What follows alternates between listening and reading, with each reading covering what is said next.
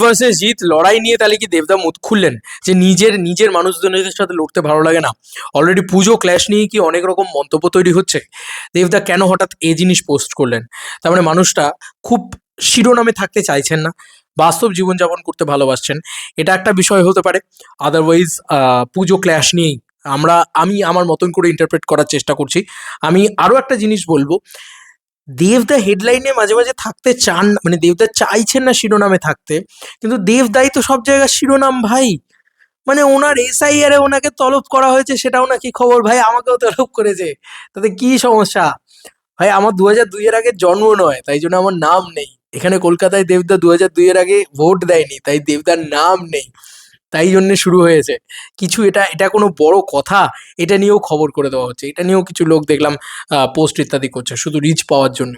যাই হোক, তো দেবদা হঠাৎ করেই টুইটারে এটা লেখেন, যেটা বাংলা করলে এরকম দাঁড়ায়। এবং টুইটারের ইংরাজিটাও পড়ছি এবং বাংলাটাও পড়ছি, প্রথমে ইংরাজিটাই পড়ি। এবং আজকে কিছু আপডেট মনে হচ্ছে না আর আসবে, মানে ইয়ে রিলেটেড আর কি, দেশু সেভেন রিলেটেড। তবে দেশু সেভেন ভার্সেস জিদ্দার যে ক্ল্যাশ, বা এসভিএফ, বা উইন্ডোজ, বা আহ, যে ছবিগুলো রয়েছে, এই এই তিনটে বাদ বাকি যে তিনটে ছবি রয়েছে, এবং দেবদাকে পুজোতে না আসতে দেওয়া ইত্যাদি।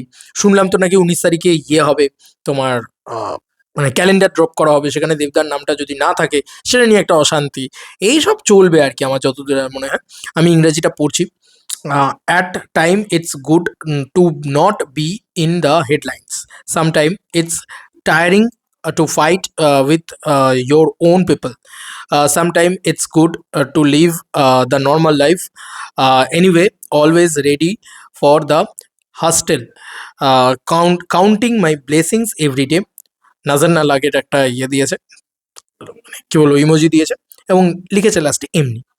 এটার বাংলা করলে যেটা দাঁড়ায় সেটা হচ্ছে, মানে অ্যাটলিস্ট গুগল ট্রান্সলেশনে, মাঝে মাঝে শিরোনামে না থাকাও ভালো, কখনো কখনো নিজের লোকেদের সাথে লড়াই করতে ক্লান্ত লাগে, কখনো কখনো স্বাভাবিক জীবনযাপন করা ভালো।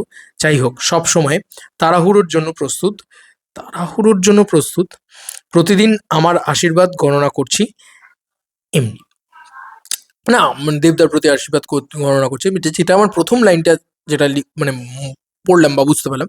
মাঝে মাঝে শিরোনামে না থাকাও ভালো, কখনো কখনো নিজের লোকেদের সাথে লড়াই করতে ক্লান্ত লাগে। এই যে আমরা বলছি, আমি আমি এটাই তোমাদেরকে বলছিলাম যে দেখো, এটার অনেকগুলো দিক হতে পারে। ধরো, সৌরভ বিশ্বাস তারা পুজোতে আসতে বারণ করেছেন, স্ক্রিনিং কমিটি দেবতাকে পুজোতে আসতে বারণ করেছে, তাও দেবতা পুজোতে আসছেন। কেনই বা তাকে বারণ করা হলো, বাদ বাকি সবাইকে তাহলে বারণ করা হোক ইত্যাদি।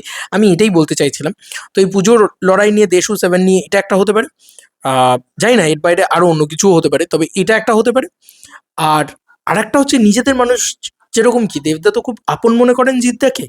তো জিদ্দার সাথে লড়াই করাটাকেও হয়তো উনি ইন্ডিকেট করতে পারেন যে মাঝে মাঝে নিজেদের লোকেদের সাথেই লড়াই করতে হয়, কিন্তু সেটা খুব বিরক্ত লাগে, কিন্তু কিছু করার নেই, করতে হয়। তো এটা হচ্ছে ব্যাপার। এবং তারপরে লেখা হয়েছে যে মাঝে মাঝে শিরোনামে না থাকাও ভালো। শিরোনামে উনি আর থাকতে চাইছেন না বেশিরভাগ। এবং আমি দেখলাম যা হচ্ছে, যেখানে যা হচ্ছে, সব কিছুতেই ওনাকে টানা হচ্ছে, দেবদাকে। এটা একটা বড় বিষয় কিন্তু। যাই হোক, তারপরে লেখা হয়েছে কখনো কখনো নিজেদের লোকেদের সাথে লড়াই করতে ক্লান্ত লাগে। আচ্ছা, কখনো কখনো স্বাভাবিক জীবনযাপন করা ভালো। স্বাভাবিক জীবনযাপন করতে চাইছে নাকি বাংলার বিগেস্ট মেগাস্টার, ভাবা যায়? তো এটার জন্য উনি মাটির কাছে রয়েছেন বলেই উনি আজকে এত বড় সাকসেসফুল মেগাস্টার আমার মনে হয়। যাই হোক, তারপরে উনি বলছেন, যাই হোক, সবসময় তাড়াহুড়োর জন্য প্রস্তুত, মানে সবসময় একটা লড়ার জন্য প্রস্তুত আর কি, একদম এরকমই একটা লাইন আমার যতদূর যা মনে হচ্ছে। এবং প্রতিদিন মানে ওনার জন্য আশীর্বাদ গণনা করছে, মানে মানে আশীর্বাদ এক্সপেক্ট করছে আর কি, এমনি এমনি কিছু বলার নেই, এমনি।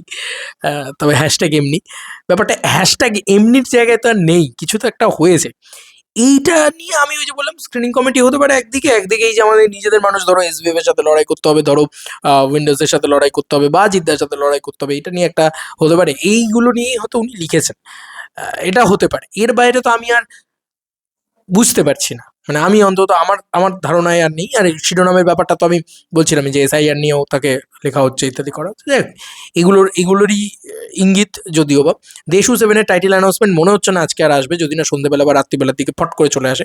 দেবদাকে এখন কোনো বিশ্বাস নেই ভাই, হঠাৎ করে দেশু সেভেনের মানে অ্যানাউন্সমেন্টটাই এমনি করে দিয়েছে। যে সত্যি ওটা পুরো শকিং ছিল, ওটার কোনো আপডেটই কেউ এখনো অবধি ক্র্যাক করে বার করতে পারবে বলে আমার মনে হয় না, কারণ ওটা একটা সাংঘাতিক সিনেমা, ওটার আপডেট বার করা এখন পসিবল না, কারণ ওটা হবে এটাই কেউ আগে থেকে বলতে পারেনি, ওটা হঠাৎ করে হয়েছে। সুতরাং কিছু করার নেই। যাই হোক, তোমাদের কি মনে হচ্ছে দেবদার এই লেখাটা বা এই টুইট করাটা হঠাৎ করে এরকম একটা জিনিস এরকম একটা টাইমে এলোই বা কেন? জানিও কমেন্ট সেকশনে। চলো বন্ধুরা, নতুন কোনো ভিডিওতে দেখা হবে। বাই।